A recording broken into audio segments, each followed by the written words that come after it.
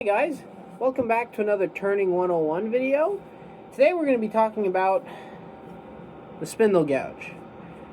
Now the spindle gouge is the most, I'd say, versatile tool that a turner can have. It can do pretty much anything with a spindle gouge. Doesn't mean you could do everything perfectly, but you can get around to making pretty much every project semi-decent with this tool. So it's why most turners kind of start off with this tool and use this as they're learning. Now, it's a similar tool to the skew, but you can do various things with it. And it's a very fun and good tool to start off with the lathe. So when you have your first go at a lathe, this is the tool that you would take up in your hands to start turning. So today we're going to see what you can do with it. And yeah, the different types of spindle gouge, and we'll see on a block of wood how to use the spindle gouge. I have a block of wood in the chuck because this is going to become a bottle opener handle. So just tighten that up. Now the spindle gouge is pretty much the same principle as the skew. It's used for spindle work. So spindle work, I will do a video on that eventually, but spindle work is when you're working with the grain. So the end grain's on both ends, and then you have the long grain. It is a tool that allows you to make coves, but you could also rough down with it. You could also make tenons with it. You could also do a bunch of different things. So the first things first, we have to get this round. When you use the spindle gouge, you work on center. So my tool rest is slightly above center. The skew chisel, which is the other predominantly used tool for spindles, the rest is a little bit higher. With the spindle gouge, you turn on center. Now, let's rough this down. So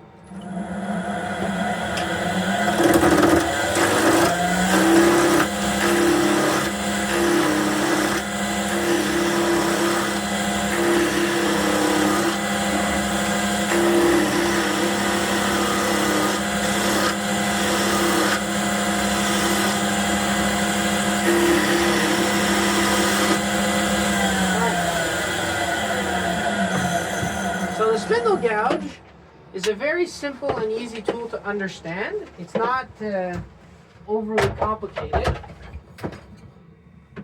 So basically, it's the same thing as a skew. You have a bevel, an edge, and a heel.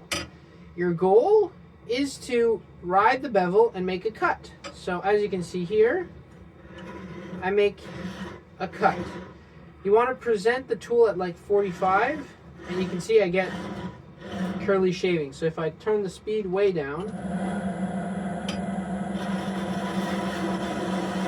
I get curly shavings. Now,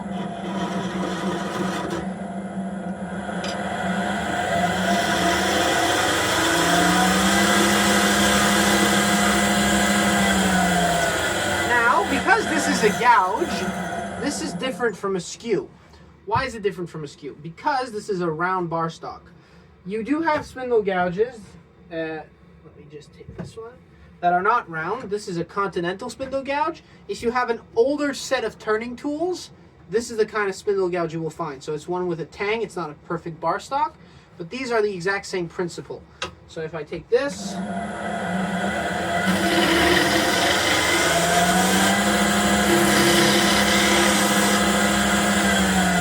it's the same principle, it's just a lot bigger. What differentiates a spindle gouge from a bowl gouge is the shallowness of the flute.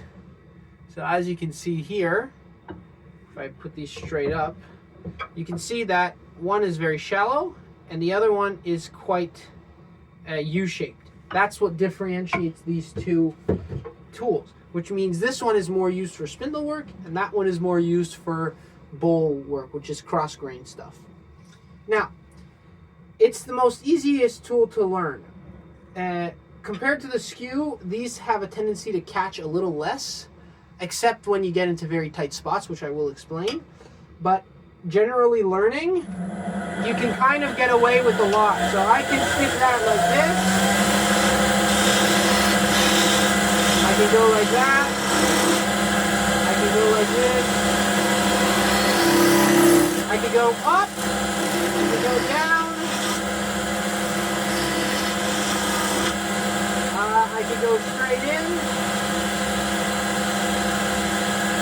straight in, you will have a tendency to kick back, but nothing major.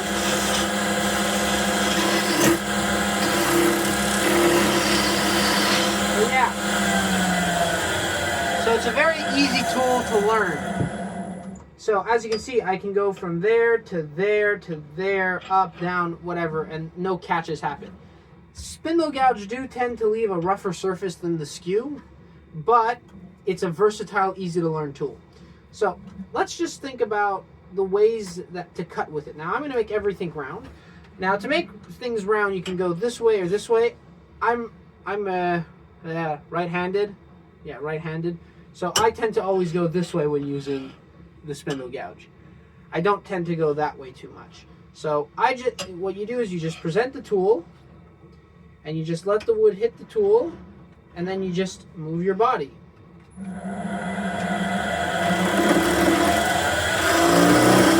Present this wing of the tool.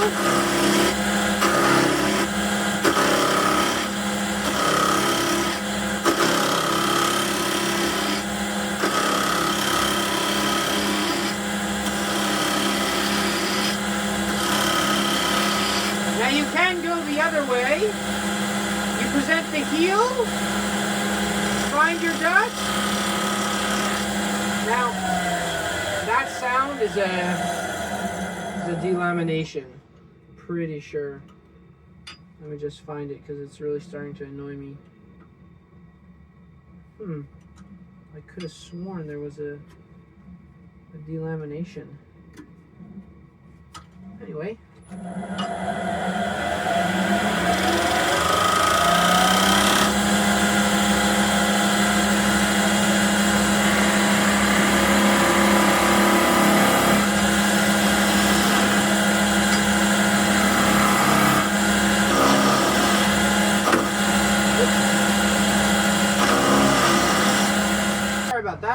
I accidentally hit the chuck with the other gouge, so I'm just going to take this one, I regrind it. Anyway, so as you can see, if I go this way, I get a very nice clean cut. So I'll do that again.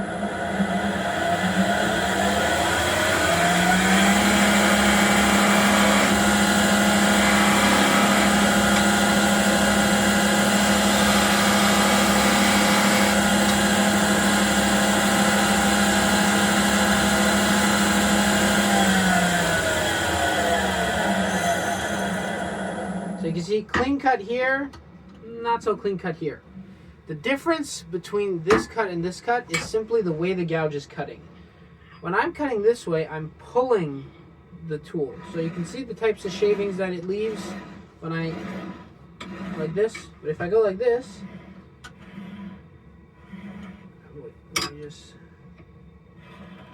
I get these nice curly shavings. Oh, you see it's cutting the wood. So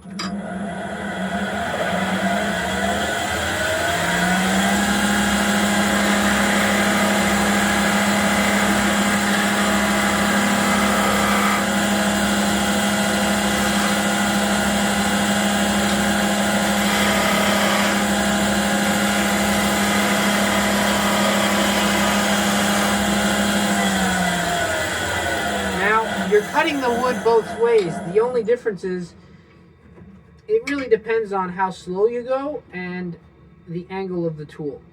But really that's just practice. But the trick is to kind of draw a center line in the middle of your gouge. I actually used this for a class not too long ago, so that's why there's already kind of a line in there. And what you want to do, or what the goal that you're aiming at, is to never really see it line like that. You want to always have the line on one side. So with gouges, because you have an unsupported edge. Your unsupported edge is the wing that's not cutting, because you have two wings. So when you're cutting this way, that's the unsupported edge. That's the edge that has to not catch anything. And when you're going this way, that's the edge that has to not catch anything. But you can play around with your angle of where you're cutting. You can cut this way, but it's better to cut like this, or like that, or like that. So what can you do with the spindle gouge? So let's just get this perfectly round first.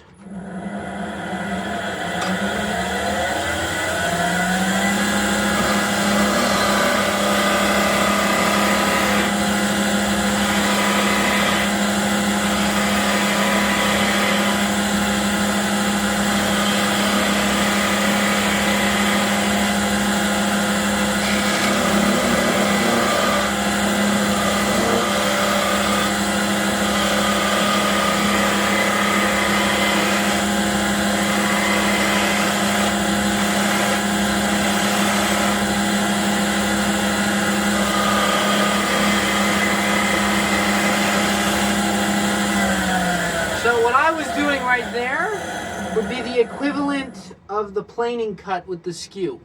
So I'm just going along like this, and I'm just doing the wood. I'm just cutting the planing cut. So again, very simple. It's like the skew chisel. You put your bevel there, and because you're off center, I'll just go like this. You put your bevel, get your dust, and then turn a little bit more. And there you go. And then you could also go the other way. So bevel, get your dust, and then go this way. Right? So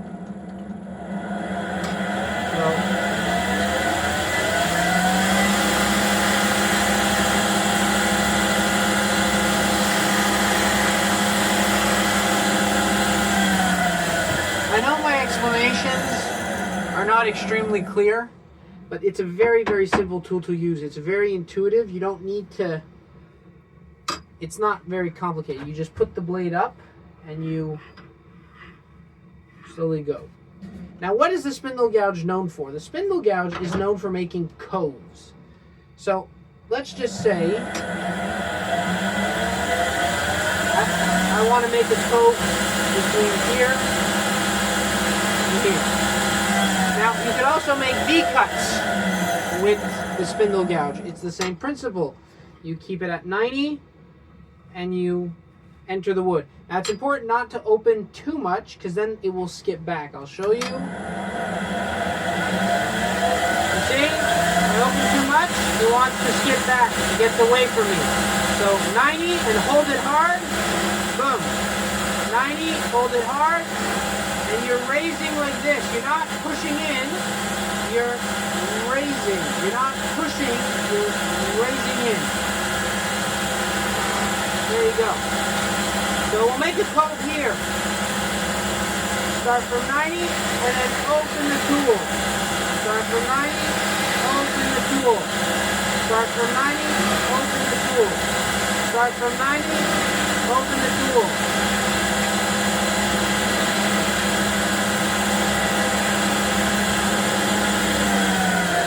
Now the reason you're able to do this is because it's a gouge and this is round, right? As you're opening the tool, because it's all about opening and closing, it's about this hand. As you're opening, you're always riding the bevel because the bevel is round.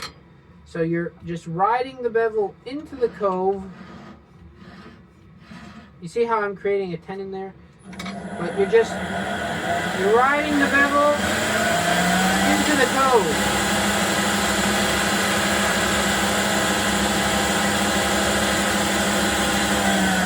So you're just starting from 90 and opening, and the gouge is cutting on itself. Now this is the part where you can get catches with these. It's when you're on this, when you're here. If you're here and you're open too wide, you can roll the tool like that and that catches, or you can hit the wing here. So I'll demonstrate it with a bowl gouge. If you're here and that wing catches that, it lifts the whole thing off. But that's why I find with a fingernail grind, which is a swept back wing, it's hard because the wings are so swept back. If you have very straight wings, it's very easy to catch. But with swept back wings, it's harder. So it's just to be aware to not have that edge touch here while you're cutting there. But other than that, it's very intuitive. It's like you're scooping out the wood. You're here and you're scooping it out. You're just scooping it out. You're scooping it out. So let's do another one here. So come here,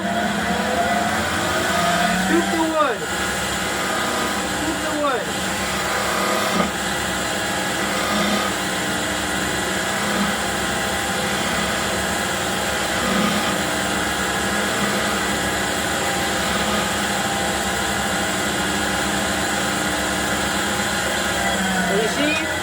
Just scooping the wood out, scooping the wood out. Now that's what the spindle gouge is designed to do, and why it kind of sometimes beats the skew. Because the skew, to make something like that, you're on one point and you need to go in without hitting that edge there, and you can kind of get into a tight situation. But with the spindle gouge, because it's a tool that's very versatile that doesn't really catch that much, it's easy to get into those coves. So that's what the spindle gouge is made to do. It is made to scoop the wood out with coves. Now let's do another one here. So scoop.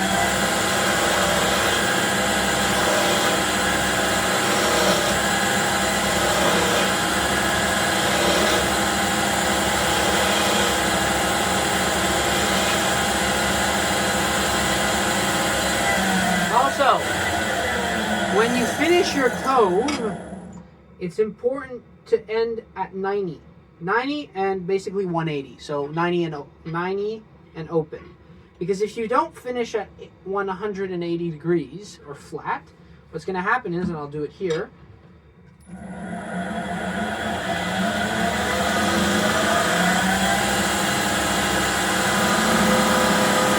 see how you have it?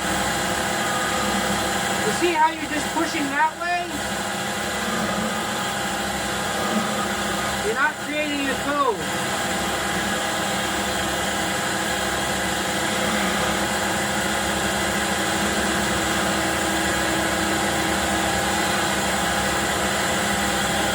You're kind of creating a V cut. So it's really important that when you want to make an even cove, you go from 90 to 180, or 0 to, no, it's better 90 to 0, for example. 90 to 0. Now the spindle gouge can also do beads. So it's the same principle, just on the reversed. You start from 0 and you go to 90.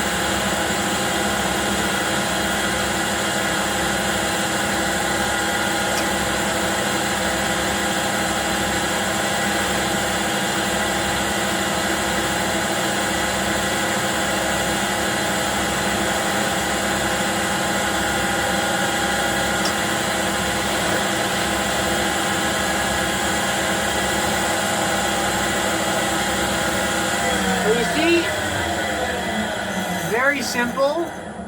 You just go from 0 there. So it's a very simple tool to use.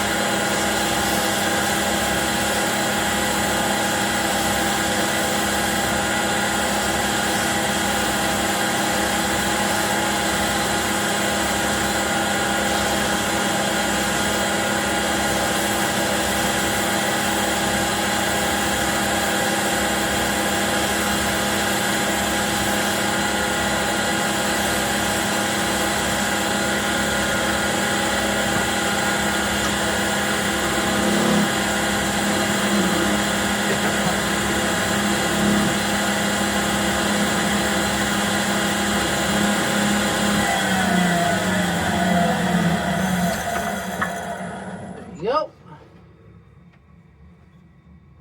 And that I made for a bottle opener. Get that in there.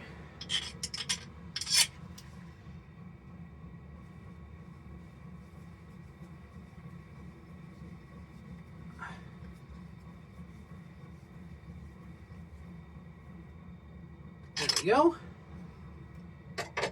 Now we have a bottle opener. So as you can see, the spindle gouge is great for making beads and coves.